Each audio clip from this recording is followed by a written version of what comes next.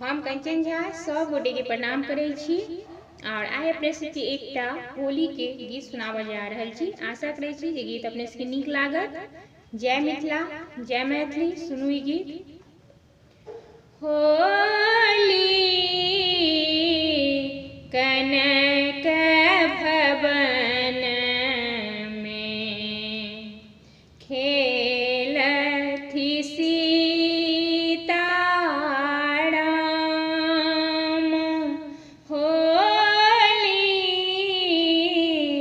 कनक भवन में खेलथि सीता राम।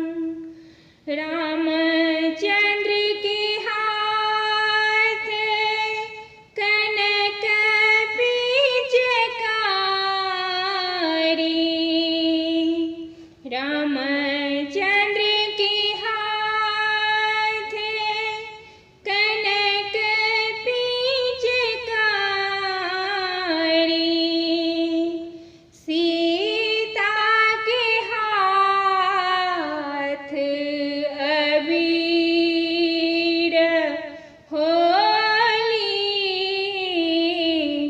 कनक भवन में खेलत सीता